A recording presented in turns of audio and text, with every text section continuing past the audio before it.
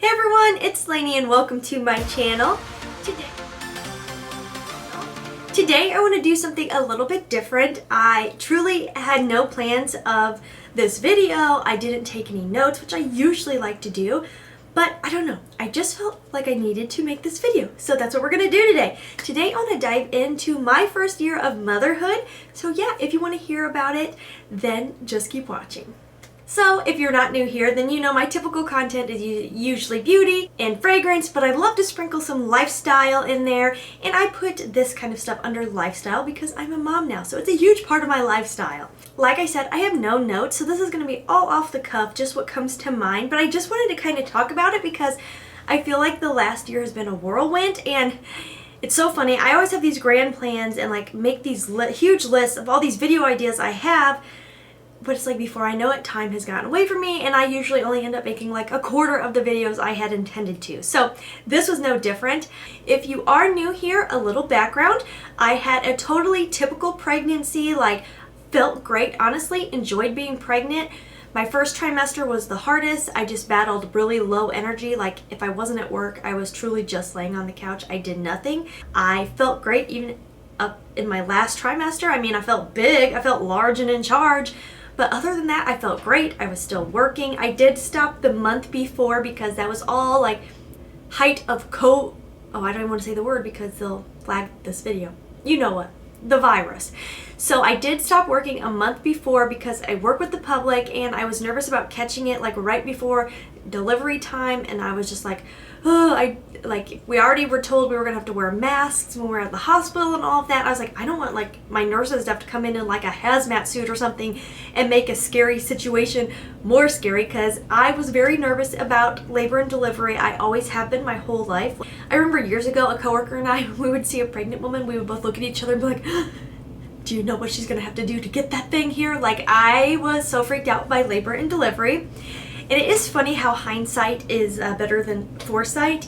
I kept feeling, and I don't think I ever even spoke this to my husband or like spoke it into existence, but I kept having this gut feeling that my pregnancy was going so well and was so enjoyable. I was like, something's gonna go wrong, I think, with labor and delivery. I went in for a checkup. My OB wants to see you, I think, almost like every day if you're past your due date.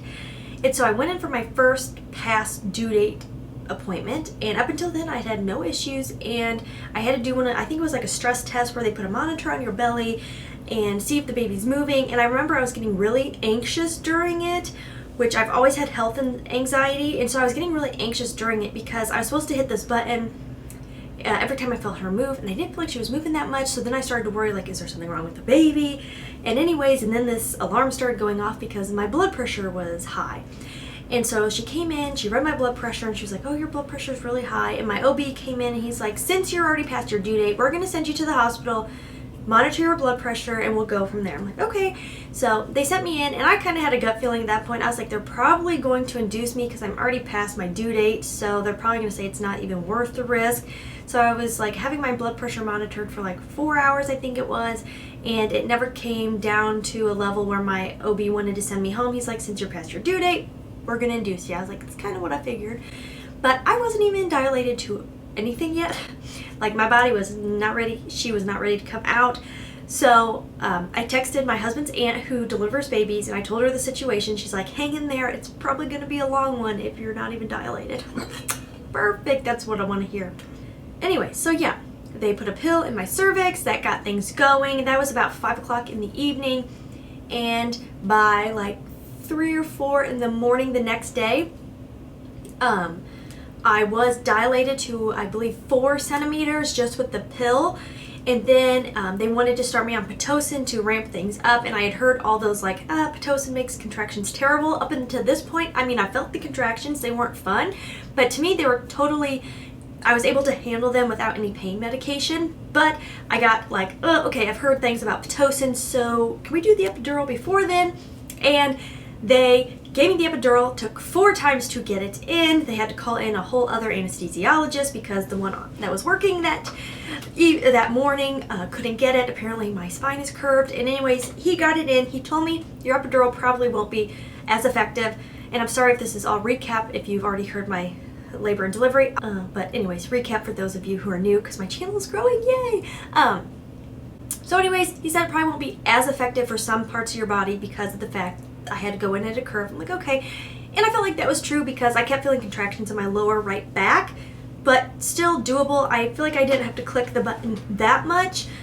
Did the Pitocin, and by 8 p.m. my water had broken on its own, and I was like 9 centimeters dilated, but she just wasn't coming down enough to get me the rest of the way.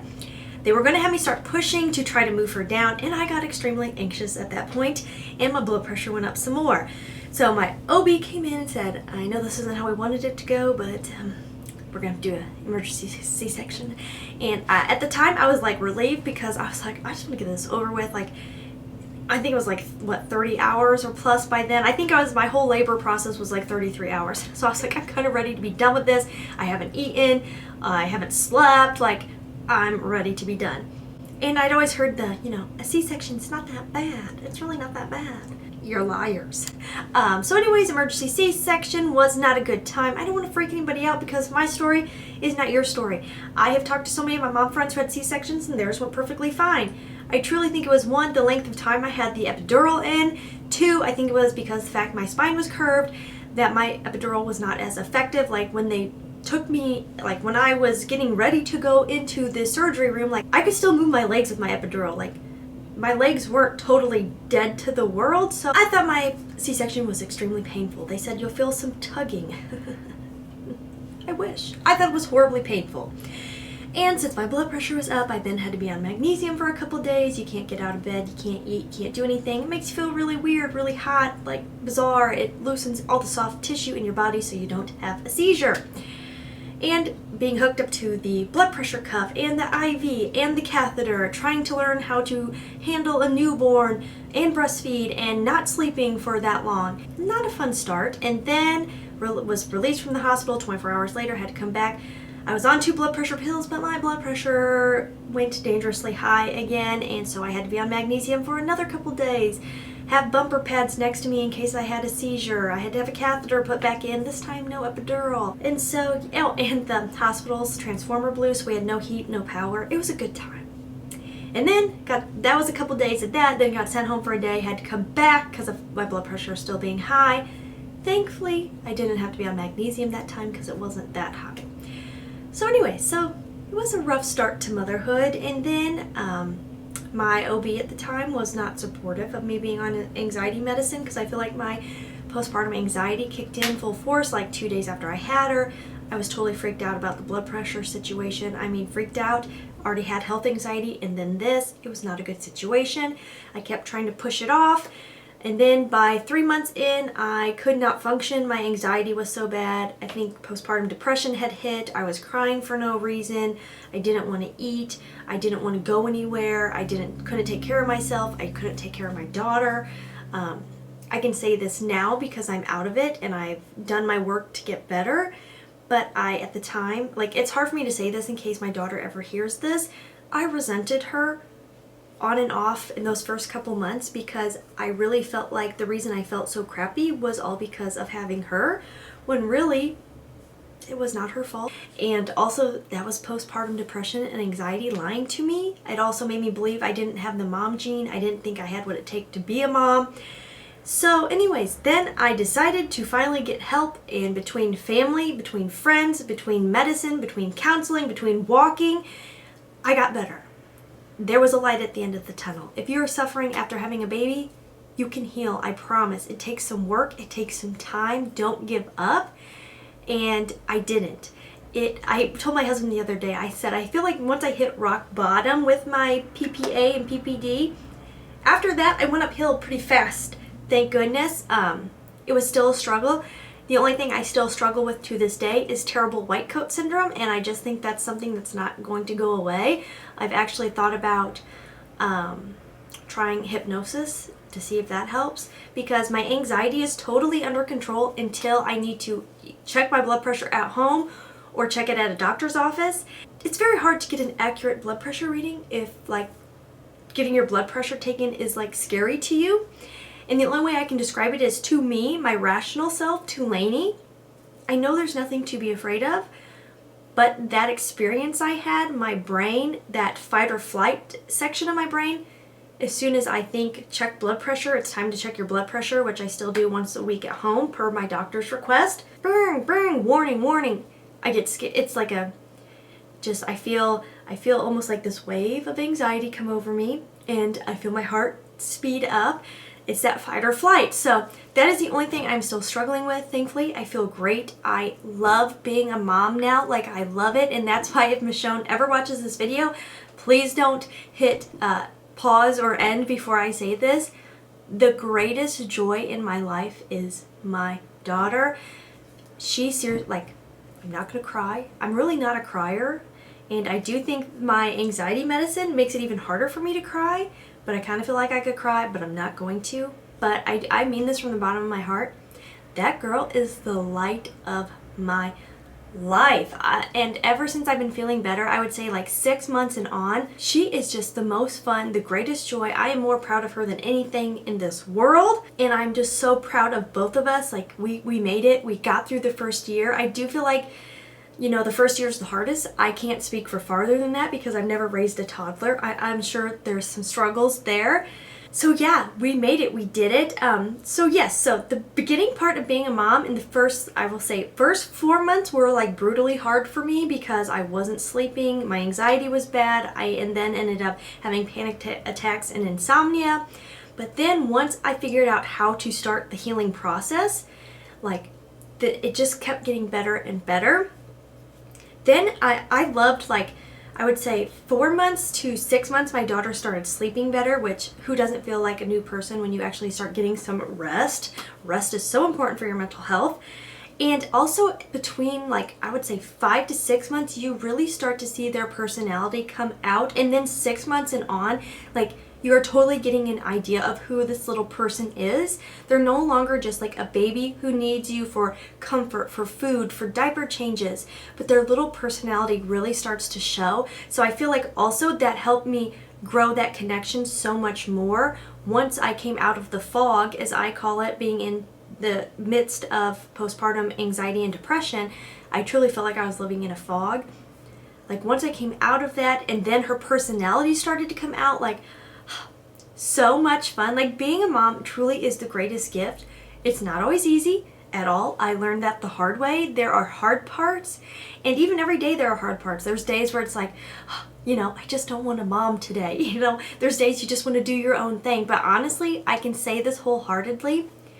I enjoy her so much. Seeing the world through her eyes is so much fun. Like, Christmas was so fun this year, even though she wasn't quite old enough to fully grasp it. Like, having her there to rip open the presents, so exciting. Being able to take her to my family and, like, you know, start those traditions with her, so excited. Setting out milk and cookies for Santa, so much fun. Like, it's so fun when you bring a child into this very scary world. And right now it's everything is so scary, I feel like, but like, they give you that ray of sunshine, and it gives me hope for the future, honestly, because I see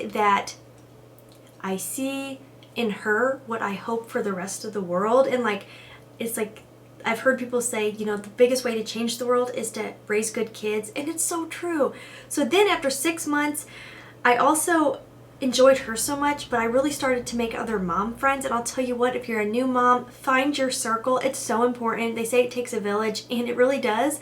I was just talking to a mom I met, and I said, when you don't have mom friends, you look online and you think everyone who's a mom has it figured out because it's like all cookie cutter and perfect, but we don't. When you actually talk to moms, you figure out we're all just kind of winging it and doing our best.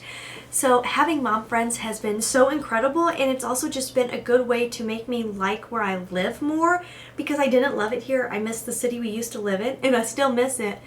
But I feel like I have some roots here now. I have those friendships. Michonne is starting to have those friendships. Like, she has the same kids she plays with at mom's group every Wednesday. And it's so fun to see them growing up together, because a lot of us joined around the same time and our kids were similar in age. So seeing them, their little personalities come out, see them play and interact with each other is so fun.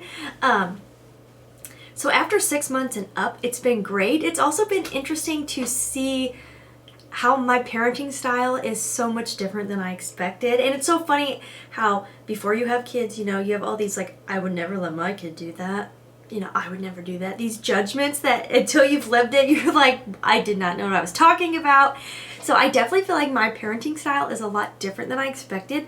I'm way more relaxed than I expected. And maybe it's because I have my anxiety more under control now on the day-to-day. Before, I was such a worrywart and I was such a perfectionist with my house. Like, everything had to be in its perfect spot and whatnot, which I still love, like being tidy and orderly. But I feel like I've let the reins go, and it's kind of it's really, honestly, it's like a weight has lifted off my shoulders. I read this thing from a mom who had 6 kids, and she said, if you have 6 kids, basically the only way to survive is lower your standards. And she said, and lower them even more. And that really resonated with me, because I feel like, now I want to preface this. You, mom, how you feel is best for you and for your baby. Because I think that momming is not just about baby. Obviously, they're your top priority, keeping them alive, happy, and healthy. But momming is, you also have to find out what works for you. Because a happy and healthy mom equals a happy and healthy baby. I learned that again the hard way. So if you are the Pinterest mom, if you are the, what is the new word, what is it, like granola mom or something like that, where you're like totally everything organic, all this and that, whatever, like do what you see is fit, like this is no judgment to you. I am not a judgmental person at all, being a mom, like I truly have learned, do what works for you. Just me as a mom, I have found when I was trying to have this like perfect set, this and that, I was just always disappointing myself and putting too much pressure on myself, and then being a mom was stressful for me and it wasn't fun. Now that I've kind of let the reins go, I've relaxed a bit, I can enjoy it so much more. And when I don't try to keep up with what everybody else is doing, and when I stopped reading all the mom blogs and the articles on this is what you should do, and sleep schedules this, and baby-led weaning this way, and whatever the trend is. Again, if it works for you, I think that is awesome. I have so many mom friends who love baby-led weaning. I'm just saying what worked for me is to stop reading everything and just follow my gut instinct and doing what I feel like works for me and what works for my kid, because no 2 kids are alike. I've learned that as well. And that has just taken so much pressure off of me. I just do what I think is best and what feels right in my gut and what feels right for my kid. I'm so much more relaxed than I would have expected, which is funny. Like, she eats Cheerios off the floor. I'm like, building the immune system. It'll be fine. The dog licks her in the face. I'm like, hey, they're bonding. He likes her. I'm so glad he likes her. Play independently while I get ready. And I let her watch Dave and Ava on TV while I'm getting ready. And you know what? And at first I felt bad about it, because I was like, everyone says no TV, no TV. Guess what? She pays attention sometimes to it, sometimes she doesn't. When I'm cooking dinner, I might turn on Dave and Ava, let her watch it for a little bit. It keeps her entertained. It keeps her from touching the hot stove. Like, it works for us. And what works for us makes us all happy. She's so good at independent play too. Like, we're still very much on the fence about having more, me leaning much more towards one and done after my experience, because I know my health and being here for my daughter is top priority. That is what my gut is telling me, even though the desire for her to have a sibling is totally there. But I'm just realizing more and more, like, if I was going to have an only child, like, she couldn't be a better only child for me. She is so good at entertaining herself. She loves playing. She's adventurous. She doesn't have imagination yet, but I really think she's going to be a very imaginative kid. And seeing her personality come out, especially like 9 months and on, has been so fun, because she's changed so much. Like, for a baby, she was a very chill baby. She didn't cry a lot. She did want to be held a lot. Like, I was holding her a lot. She now is like so independent. And it's funny how sometimes life gives us exactly what we need and we don't realize it. I've learned so many lessons through the struggles I went through.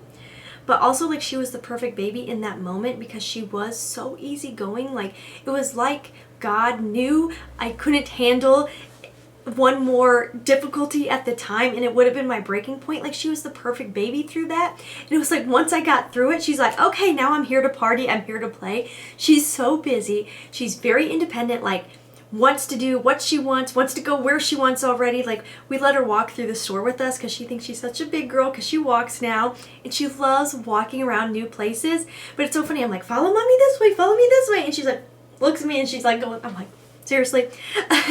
And she's just so busy. She's go, go, go. We had her 1-year checkup. She is 99th percentile for her height. Her doctor said if she keeps growing like this, she could be as tall as 5'10". I'm 5'4". Like, that's hilarious to me.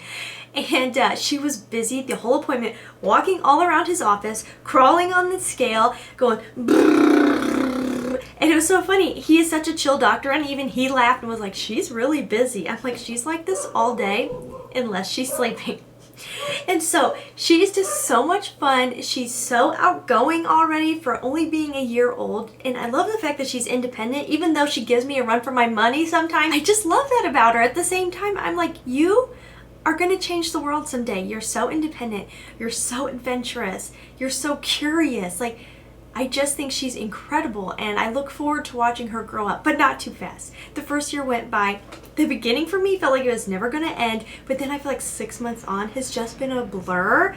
So it's like, oh, baby girl, don't grow too fast. I don't want her to grow too fast, and I'm truly trying to soak in every single moment because of the fact that I don't know if I'm going to have more. So I'm truly trying to be like a sponge. I seriously hold her, and I just like think to myself, try to take a mental picture, like try to remember the way her skin feels, because I don't know if I'm gonna have another, and I don't know if I'll get to experience this again. So I'm trying to treasure these moments with her.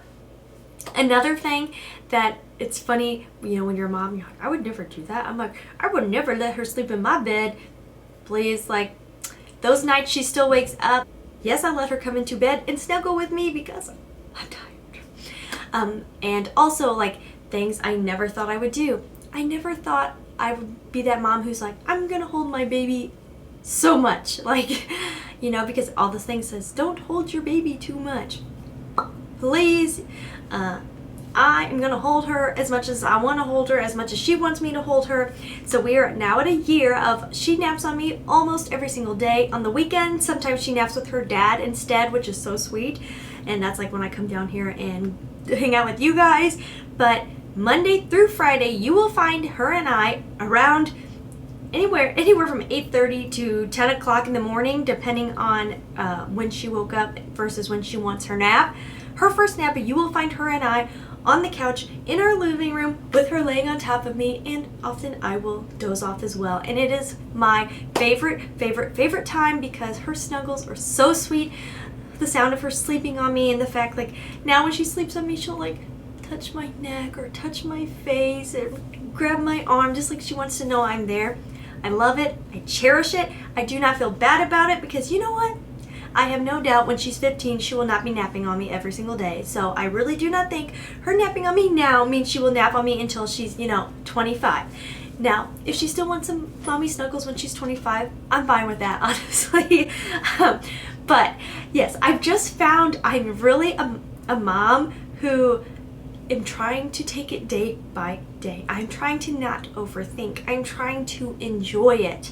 And that brings me so much joy because the beginning was so hard. It was a struggle, and I was enjoying very little of it. I feel so blessed to be enjoying every day. There are tricky parts of each day, frustrating parts of each day. Anytime you raise a kid, there's gonna be, but I am enjoying every single day. I go to bed every single night thanking God that He picked me to be Michonne's mommy, and that she's here and that she's a part of my life, because I feel like I'm a better person. I feel like the family just feels so whole with her here. She is the light of my dad's life. Like, I feel like my dad's attitude has improved. The fact that he has this little grandbaby here that he can see on the regular has lifted his spirits so much. He watches her every Thursday for me when I go to work, and I always call at the end of the day to see how it went for him, and he's always like, we had so much fun. She's so funny already. She's so fun for only a year old. So he is enjoying it. My husband's family is obsessed with her. So I just think children are such a gift. Really, like, to be loved by a child and to love a child is the best. I highly recommend being a parent. Honestly, like, I was so nervous going into being a parent. I was like, I don't know if this is gonna be for me. And if you would have asked me, in the midst of my postpartum depression, I would have said this isn't for me, but it is for me. I feel so lucky being a mommy. It is the greatest gift. and I really am looking forward to continuing to watch her grow. I think those are the main things I wanted to cover. I just wanted to give a quick update, and I know this video was quite rambly because like I said, I didn't take any notes, but I think I got the majority of my thoughts out pretty precisely, and I don't know what the word I'm looking for is. When I don't know, my fingers do this. So anyways, I think that is all before this video becomes a million years long. I seriously hope you guys are doing fantastic. If you are a mommy and you have any tips for any of the other members of this community, leave them down below. I would love to hear them, and I know others would too, because us mamas got to stick together. Alright guys, that is everything for today. I thank you so much for being here, and as always, please try to stay positive, because at the end of the day, that is truly all we can try to do. Thank you so much for watching. Have a wonderful day.